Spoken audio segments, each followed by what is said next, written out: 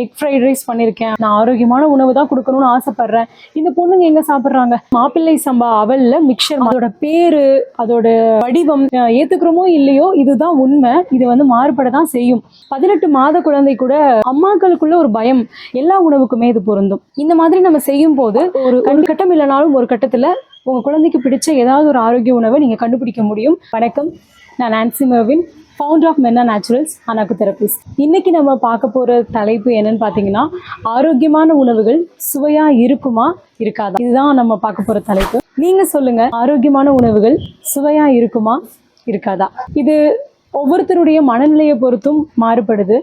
ஆரோக்கியமான உணவுகள் உண்மையில சுவையா தான் இருக்குது, ஆனா நம்மளுடைய மனதில் நமக்கு பதியப்பட்டதின்படி, நம்ம மனதில் நம்ம வகுக்கப்பட்டதுபடி அது வந்து மாறுபடுது. எப்படி பழைய சாதத்தை வச்சு ஒரு ரெசிபி பண்ணியிருக்கோம் அப்படின்னு சொல்கிறதுக்கும், எக் ஃப்ரைட் ரைஸ் பண்ணியிருக்கேன் அப்படின்னு சொல்கிறதுக்கும் வித்தியாசம் எல்லாருக்கும் தோணுதோ, அதே மாதிரி ஒவ்வொரு உணவின் பெயரை பொறுத்தும், ஒவ்வொரு உணவோட நிறம், அதோட வடிவம், அதெல்லாம் பொறுத்தும் அதோட சுவை வந்து தீர்மானிக்கப்படுது. மனிதர்களுடைய மனதில் அந்த சுவை வந்து தீர்மானிக்கப்படுது. ஆரோக்கியமான உணவுகள் வந்து சுவையாக இருக்கிறதுக்கு நம்ம சில விஷயங்களை கவனித்து பார்க்க வேண்டியது இருக்குது. நம்ம எடுக்கிற இன்க்ரீடியன்ட்ஸ், நம்ம எடுக்கிற தேவையான பொருட்கள் இருக்கு இல்லைங்களா, அந்த பொருட்கள் எந்த மாதிரி நம்ம எடுத்துக்கிறோம் அப்படிங்கிறத பொறுத்தும் அது மாறுபடுது. அதை தாண்டி முக்கியமான விஷயம் நம்மளுடைய மனது. அதை செய்யும் போது அது எப்படி சுவையாய் வரும் அப்படின்றத நம்ம யோசித்து நம்ம செய்வோம் இல்லையா, அதை பொறுத்தும் நிச்சயமாக அது மாறுபடுது. ஆரோக்கியமான உணவுகள் எப்போதுமே வந்து சுவையாக இருக்காது அப்படின்னு சொல்லி நிறைய பேர் மனதில் நினச்சிட்டு இருக்காங்க. உண்மையாகவே அப்படியான்னு கேட்டால் எனக்கு தெரிஞ்சு அப்படி இல்லை. ஆரோக்கியமான உணவுகளை, எவ்வளவோ உணவுகளை நம்ம சுவையாகவும் செய்ய முடியும். ஆனால் நம்ம செய்கிறத விதங்களை பொறுத்து தான் அது மாறுபடும். நமக்கு செய்ய தெரியாமல் நானும் ஆரோக்கியமாக செய்கிறேன் அப்படிங்கிற பேரில் விருப்பம் இல்லாமல் செஞ்சோம் அப்படின்னா, இல்லை ஒரு மெனக்கெடாமல், ஒரு முயற்சி பண்ணாமல், நம்ம யார்கிட்டையும் கேட்காம, இல்லை நமக்கு தெரிஞ்ச விதங்களில் ஏனோ தானோன்னு செஞ்சோன்னா அது உண்மையாகவே ஒரு சுவையில்லாத பண்டமாக கூட மாறலாம். ஒரு விருப்பத்தோட, ஆசையோட அதை செய்யும் போதே வந்து அதோட ஃபைனல் அவுட்புட் இது வந்து இப்படி தான் இருக்கும் அப்படிங்கிறத ஒரு நம்ம விருப்பத்தோடு அதை செய்யும் போது நிச்சயமாக அது ஒரு நல்ல ஒரு சுவையான உணவாகவே மாறுபடுது. இதை பற்றி தெரிஞ்சுக்கலாம் அப்படின்னு சொல்லி எங்களுக்கு தோணுச்சு. பொதுவாக நம்ம கடைக்கு வரவங்களில் நிறையா அம்மாக்கள் சொல்லுவாங்க, நான் ஆரோக்கியமான உணவு தான் கொடுக்கணும்னு ஆசைப்பட்றேன், இந்த பொண்ணுங்க எங்கே சாப்பிட்றாங்க, இந்த பிள்ளைங்க எங்கே சாப்பிட்றாங்க, நம்ம செஞ்சாலும் சாப்பிடவே மாட்டுறாங்க, அப்படி சாப்பிடாதனால நமக்கும் அதை செய்யணுங்கிற ஆசையே வரமாட்டுது அப்படின்னு சொல்லி அம்மாக்கள் பேசுகிறத நான் கேட்டிருக்கேன். அப்போ அது மாதிரி சொல்லும் போது எங்களுக்கு ஒரு சந்தேகமே வந்தது. என்னது, ஆரோக்கியமான உணவுகள் சுவையாக இருக்காதா, ஆரோக்கியமான உணவுகளை குழந்தைங்க விரும்ப மாட்டுறாங்களா அப்படின்னு சொல்லி யோசித்தோம். சரி, ஆரோக்கியமான உணவுகள் குழந்தைங்களுக்கு பிடிச்ச மாதிரி நம்ம செஞ்சு கொடுத்தோம்னா அவங்க விரும்பி சாப்பிடுவாங்க அப்படிங்கிறத நம்ம பெற்றோருக்கு காமிச்சோன்னா அவங்களும் அடுத்த முயற்சியை எடுப்பாங்க இல்லையா. அதுக்காக நாங்கள் என்ன பண்ணோம்னா, நம்மளுடைய கடையில் ஒரு 3 நாள் நிகழ்வு நடத்தினோம். என்ன நிகழ்வுன்னு பார்த்தீங்கன்னா, ஹெல்தி பிளேட் அப்படிங்கிற பேரில் ஆரோக்கிய உணவு அப்படின்னு சொல்லி ஒரு நிகழ்வு நடத்தினோம். இந்த நிகழ்வில் என்ன மாதிரி பண்ணோன்னா, வழக்கமாகவே நம்மளுடைய கடையில் மாலை நேரத்தில் ஒவ்வொரு நாளும் ஒரு விதமான மூலிகை சூப்பும் இருக்கும், அதே நேரம் ஒரு சத்தான ஒரு ஆரோக்கிய சிற்றுண்டியும் இருக்கும். உதாரணத்துக்கு கற்பூரவள்ளி இலையில வந்து பஜ்ஜி இருக்கும், அதுக்கப்புறம் முள்ளு முருங்கை இலையில பூரி மாதிரி இருக்கும், சிவப்பரிசி இருக்கு இல்லைங்களா, அந்த மாவில் மோமோஸ் இருக்கும். இது மாதிரி ஒவ்வொரு நாளும் ஒரு சிற்றுண்டி இருக்கும். அதே நேரம் தூதுவளை சூப்பு, முடக்கத்தான் சூப்பு, முருங்கைக்கீரை சூப்பு, இந்த மாதிரி ஒவ்வொரு நாளும் ஒரு சூப்பு வகைகளும் இருக்கும். இதை நம்ம அன்னன்னைக்கு கிடைக்கிற இலைகள் என்ன இருக்குதுன்னு பார்த்து நம்ம தேடி எடுத்து அந்த இலைகளில் இருந்து நம்ம ஒரு சூப்பை வந்து தயார் பண்ணியும் கொடுத்துட்டு இருக்கோம். இது வழக்கமாக நம்ம கடையில் இருக்கிறது. சரி, அடுத்த கட்டம் முயற்சியாக நம்மளுடைய பெற்றோருக்கு நிரூபிக்கலாம், பெற்றோருக்கு காமிக்கலாம், நம்ம குழந்தைங்களும் விரும்பி சாப்பிடுவாங்கன்னு காட்டலான்னு சொல்லி ஒரு முயற்சியாக 3 நாள் நிகழ்வு வந்து நடத்தினோம் நம்ம. அதில் அந்த ஆரோக்கிய உணவு நிகழ்ச்சியில் 3 நாட்களில் ஜனவரி 26ஆம் தேதி நம்மளுடைய குடியரசு தின விழா வந்தது இல்லைங்களா, அதை ஒட்டி ஜனவரி 25, 26, 27ஆம் தேதியில் வெள்ளி, சனி, ஞாயிறு அந்த மாதிரி நடந்தது. அந்த நிகழ்வில் பார்த்தீங்கன்னா, நம்ம ஒவ்வொரு நாளும் நம்மளுடைய கடையில் வழக்கமாக என்ன ஆரோக்கிய உணவு இருக்குமோ அந்த ஆரோக்கிய உணவோடு சேர்த்து இன்னும் சில சிற்றுண்டிகள், இன்னும் சில ஸ்நாக்ஸ், குழந்தைங்களுக்கு பிடிச்ச மாதிரியான ஸ்நாக்ஸ் வந்து அந்த பிளேட்டில் வந்து வச்சு அந்த குழந்தைக்கு கொடுத்தோம். எல்லா குழந்தைங்களுக்குமே வந்து எல்லாருக்குமே கொடுத்தோம். அவங்க அதை சுவைச்சு பார்த்துட்டு எந்த உணவு அவங்களுக்கு பிடிச்சிருக்கு அப்படிங்கிறத எங்ககிட்ட பகிர்ந்துக்கிட்டாங்க.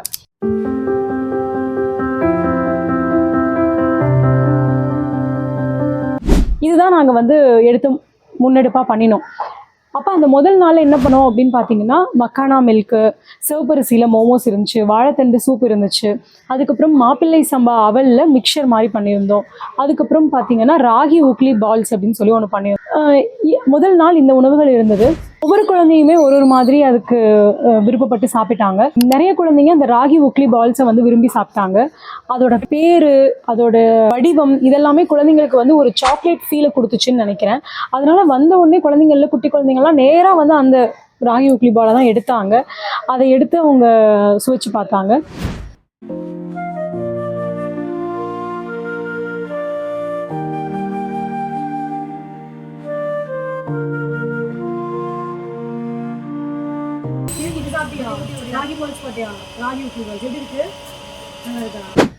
ஆனால் இதில் எங்களுக்கு ரொம்ப ஆச்சரியமூட்டக்கூடிய விஷயம்னு பார்த்தீங்கன்னா, நிறைய குழந்தைங்களுக்கு ராகி உக்லி பால்ஸ் பிடிச்சிருந்தாலும் சில குழந்தைங்களுக்கு ராகி உக்லி பால்ஸ் பிடிக்கல. அவங்க எடுத்து அதை வாயில வச்சு கடிச்சு பார்த்துட்டு துப்பிட்டாங்க. உண்மையாகவே எங்களுக்கு வந்து சில குழந்தைங்களுக்கு பிடிக்கல அப்படின்னு தான் எங்களுக்கு தோணுச்சு. அதே மாதிரி அந்த மாப்பிள்ளை சம்பா அவல் மிக்சர் பார்த்தீங்கன்னா சில குழந்தைங்களுக்கு பிடிச்சிருந்துச்சு, சில குழந்தைங்களுக்கு பிடிக்கல. இந்த மாப்பிள்ளை சம்பா அவல் மிக்சர் பார்த்தீங்கன்னா நம்ம வந்து எண்ணெயில் பொரிக்காம அது ஒரு மாற்றாக நம்ம செஞ்சுருந்தோம். அதுவுமே ரொம்ப ஒரு ஆரோக்கியமான உணவாகவே இருந்தது. அந்த பிடிக்காத குழந்தைங்களுக்குலாம் வந்து காரம் பிடிக்கல அப்படிங்கிற மாதிரி அவங்க அம்மா அப்பாங்க சொன்னாங்க. இந்த மாதிரி ஒவ்வொருத்தருக்கும் ஒரு டேஸ்ட் வந்து பிடிக்குது, ஒவ்வொருத்தருக்கும் ஒரு பலகாரம் பிடிக்குது. இது வந்து குழந்தைக்கு குழந்தை அவங்களுடைய நாவின் சுவைக்கு ஏற்ப மாறுபடுது. இதை நம்ம எல்லாருமே வந்து ஏற்றுக்கிறோமோ இல்லையோ இதுதான் உண்மை. இது வந்து மாறுபட தான் செய்யும். அதுக்கப்புறம் பார்த்தீங்கன்னா இந்த அடுத்த நாள் ஞாயிற்றுக்கிழமையில நிறைய நம்மளுடைய பார்ட்டிசிபென்ட்ஸும் நிறைய பேர் இருந்தாங்க, நிறைய பேர் ரெஜிஸ்டர் பண்ணியிருந்தாங்க. அதனால நாங்கள் அன்னைக்கு இன்னும் கூட ஒரு சிற்றுண்டி அதிகமாக வச்சுருந்தோம். அந்த சிற்றுண்டியில் பார்த்தீங்கன்னா பாதாம் மில்க்கு, அதுக்கப்புறம் வேர்க்கடலையில் காரக்கடலை, எண்ணெய் இல்லாமல் அந்த காரக்கடலை வந்து தயாரிச்சிருந்தோம், எண்ணெயில் வறுக்காமல் அந்த காரக்கடலையை தயாரிச்சிருந்தோம். அதுக்கப்புறம் வந்து ஸ்வீட் அண்ட் ஸ்பைசி கிரன்ச்சி மக்கானாஸ் அப்படின்னு சொல்லி அதுக்கு பேர் வச்சு மக்கானால ஒரு ரெசிபி பண்ணியிருந்தோம். அப்புறம் முள்ளு முருங்கையில் வந்து பூரி இருந்துச்சு, கருப்பு கவுனியில் ஸ்வீட் இருந்தது, அதுக்கப்புறம் முடக்கத்தான் சூப் இருந்தது. இதுலேயுமே நாங்கள் தெரிஞ்சுக்கிட்டது என்னன்னு பார்த்தீங்கன்னா, மக்கானாவை நிறைய பேர் காரமாகவே சாப்பிட்ருக்காங்க. அந்த மக்கானாவை இது வரைக்கும் காரமாக சாப்பிட்டு பழக்கம் இல்லாத குழந்தைங்களுக்கு இந்த மக்கானா பிடிச்சிருந்துச்சு. இதில் ஸ்வீட்டும் இருந்தது, காரமும் இருந்தது. இந்த மக்கானா பிடிச்சிருந்தது. மக்கானா பிடிச்சிருந்துச்சா? அந்த காரமாக சாப்பிட்ட குழந்தைங்களுக்கு இந்த மக்கானா பிடிக்க இவங்க என்ன சொன்னாங்கன்னா, இதில் ஸ்வீட் இருக்கிறதுனால அவங்க விருப்பப்படலை அப்படின்ற மாதிரி சொன்னாங்க. அவங்க எப்பயுமே காரமாக சாப்பிட்டு பழகிட்டாங்க மக்கானாவை அப்படின்னு சொன்னாங்க. மக்கானா பிடிச்சிருச்சா? மக்கானா பிடிக்கல, வேற ஸ்வீட், ரொம்ப ஸ்வீட். அப்புறம் கருப்பு கவுனி ஸ்வீட் கண்டிப்பாக சொல்லி ஆகணும். நம்மளுடைய அந்த ஈவெண்ட்டுக்கு 18 மாத குழந்தை கூட பங்கேற்றிருந்தாங்க. அந்த குழந்தை கூட கருப்பு கவுனி ஸ்வீட்டை ரொம்ப விரும்பி சாப்பிட்டாங்க. கருப்பு கவுனி ஸ்வீட் வந்து ரொம்ப எளிமையான ஒரு உணவு, அதை எல்லாருமே செய்யலாம். ஒரு 24 மணி நேரத்துக்கு நம்ம கருப்பு கவுனியை 8 மணி நேரத்துக்கு ஒரு தடவை தண்ணி மாற்றி ஊற வைக்கணும். கொஞ்சம் வேலை மெனக்கெடல் மாதிரி தான் இருக்கும், ஆனால் அதை செய்யும்போது அது ரொம்ப பெரிய வேலையாக இருக்காது. ஏன்னா அந்த குழந்தைங்க அதை சாப்பிடும்போது அது நமக்கு அந்த செஞ்ச வேலைக்கு எல்லாத்துக்குமே பலன் கிடைச்ச மாதிரி ஆகிடும். கொஞ்சமாக நீங்கள் எடுத்துக்கோங்க, ஒரு 3 பேருக்கு செய்கிறீங்கன்னா கொஞ்சமாக எடுத்து காலையில் ஊற வச்சிங்கன்னு வைங்களேன், திருப்பி நைட்டு வந்து அந்த தண்ணியை களைஞ்சி கீழே ஊற்றிட்டு மறுபடியும் நீங்கள் தண்ணி ஊற்றி ஊற வச்சிடணும். மறுநாள் காலையில் நீங்கள் என்ன பண்ணலான்னா அதை வந்து கழுவிட்டு களைஞ்சிட்டு அதை வந்து மிக்சியில் ஒரு அடி அடிச்சுட்டு 1 டம்ளர் நீங்கள் அந்த டைமில் நீங்கள் அளவு எடுத்துக்கோங்க. 1 டம்ளர் நீங்கள் எடுக்கிற அந்த குருணைக்கு ஒரு 3 டம்ளர் தண்ணி ஊற்றுங்க. அப்போ அந்த 3 டம்ளர் தண்ணி ஊற்றி நீங்கள் குக்கரில் ஒரு 6லேருந்து 7 விசில் விட்டீங்க அப்படின்னா உங்களுக்கு அழகாக அது பூ போல் மலர்ந்து நல்லா வெந்து சூப்பராக வந்துடும். உப்பு போட்டுக்கோங்க வேகும் போதே. இந்த இதில் நீங்கள் வந்து அதுக்கப்புறமா வெல்லம் வந்து கரைச்சி ஊற்றிக்கலாம். கருப்பட்டிலையும் பண்ணலாம், கருப்பட்டிலையும் ரொம்ப சுவையாக இருக்கும். வெல்லமும் கரைச்சி நீங்கள் வடிகட்டிட்டு ஊற்றி நீங்கள் வந்து கிண்டி அடுப்பில் வச்சு கிண்டலாம். கொஞ்சம் அதோட கன்சிஸ்டன்சி எப்படி வேணும்னு பார்த்துக்கோங்க. உங்களுக்கு திக்காக வேணுமா இல்லை இன்னும் கொஞ்சம் லைட்டாக வேணுமான்றதை பார்த்துட்டு நீங்கள் அது மாதிரி பண்ணிக்கோங்க. அதுக்கப்புறம் நெய்யில் வந்து நமக்கு வேணுங்கிற மாதிரி உங்களுக்கு என்ன மாதிரிலாம் நட்ஸ் பிடிக்குதோ, முந்திரி எல்லாமே நீங்கள் வந்து வறுத்து அதில் போட்டுக்கலாம். இது எல்லாமே பண்ணி நீங்கள் வந்து இந்த கருப்பு கவுனி ஸ்வீட்டை வந்து ஃபினிஷ் பண்ணலாம். இந்த கருப்பு கவுனி ஸ்வீட்டையும் குழந்தைங்க ரொம்ப விரும்பி சாப்பிட்டாங்க. சில குழந்தைங்களுக்குலாம் வந்து அவங்க பேரண்ட்ஸ் சொல்கிறாங்க, அவங்களுக்கு இது என்னன்னே தெரியல, சாக்லேட்னு சாப்பிட்றாங்க, ஆனால் கருப்பு கவுனி ஸ்வீட்டுன்னு சொல்லிவிட்டு அவங்க சாப்பிடாம போயிட்டாங்கன்னா அதனால நாங்கள் சொல்ல மாட்டோம் அப்படின்னு. அப்போது அம்மாக்களுக்குள்ள ஒரு பயம், இவங்க வந்து ஆரோக்கியமான உணவு பேரை சொன்னாவே சாப்பிட மாட்டாங்கங்கிற பயம். நீங்கள் அப்படி சொல்லும்போது ஒரு குழந்தையோட மனதில் எப்படி தோணும் அப்படின்னு பார்த்தீங்கன்னா, அம்மா அப்படி சொல்லிட்டாங்க, அதை நம்ம நிறைவேற்றணும் அப்படின்ற ஒரு எண்ணமும் வரும். புரியுதுங்களா? அப்போ நீங்கள் ஒரு உணவை கொடுக்கறதுக்கு முன்னாடியே ப்ரீ ஜட்ஜ்மெண்ட்னு சொல்லுவாங்க. நீங்கள் முன்னாடியே ஒரு இப்படி தான் அவங்க சொல்லுவாங்க, நீங்கள் ஒரு முடிவை பண்ணிட்டே அந்த குழந்தைக்கு அந்த உணவை கொடுக்காதீங்க. அவங்களுக்கு ஒருவேளை அது பிடிக்கலாம், பிடிக்காமலும் போகலாம், அது வேற விஷயம். ஆனால் அது பிடிக்கும் பிடிக்காதுன்னு நீங்கள் முடிவு பண்ணாதீங்க. அவங்க சாப்பிட்டு பார்த்துட்டு அது அவங்களுக்கு பிடிச்சிருக்கா என்னன்றதை அப்புறம், அதாவது ஒரு தெளிந்த மனநிலையோட இதுதான் அவங்களுடைய முடிவு, இது அவங்களோட முடிவுங்கிறத நீங்கள் முடிவு பண்ணாமல் தெளிவான ஒரு மனநிலையோட அந்த உணவை கொடுத்து பாருங்க. எல்லா உணவுக்குமே இது பொருந்தும். இந்த மாதிரி நம்ம செய்யும் போது கண்டிப்பாக நமக்கு ஒரு கட்டம் இல்லைனாலும் ஒரு கட்டத்தில் உங்கள் குழந்தைக்கு பிடிச்ச ஏதாவது ஒரு ஆரோக்கிய உணவை நீங்கள் கண்டுபிடிக்க முடியும்.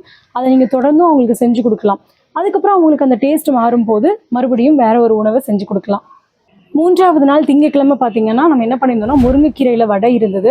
அதுக்கப்புறம் வாழைப்பழத்தில் ஒரு பேடா மாதிரி பண்ணியிருந்தோம். அது சமைக்காத உணவுன்னு சொல்லுவாங்க. அந்த மாதிரி நோ ஆயில் நோ பாயில் மெத்தடில் வாழைப்பழ பேடா செஞ்சுருந்தோம். அப்புறம் சத்து மாவு கொழுக்கட்டை இருந்தது, உளுந்தங்கஞ்சி இருந்தது, அது போக முசுமுசுக்கை சூப் இருந்தது, சிவப்பு சோளம் வெள்ளை சோளம் வச்சு ஒரு பாப்கார்ன் மாதிரி செஞ்சு வச்சுருந்தோம். ஒரு குட்டி பாப்பாவுக்கு உளுந்தங்கஞ்சி ரொம்ப பிடிச்சிருந்துச்சு. இதே மாதிரி ஒவ்வொருத்தருக்கும் ஒன்று பிடிச்சிருந்துச்சு. எல்லாருக்குமே இது பிடிச்சிருந்துச்சுன்னு சொல்லி நம்ம ஒரு டிஷ்ஷை மட்டும் சொல்கிற மாதிரி இல்லை. சில பேருக்கு உளுந்தங்கஞ்சி பிடிச்சிருந்துச்சு, ஒரு பெரிய பொண்ணுக்கு சத்து மாவு கொழுக்கட்டை பிடிச்சிருந்துச்சு, சில பேருக்கு சத்து மாவு கொழுக்கட்டை பிடிக்கலை.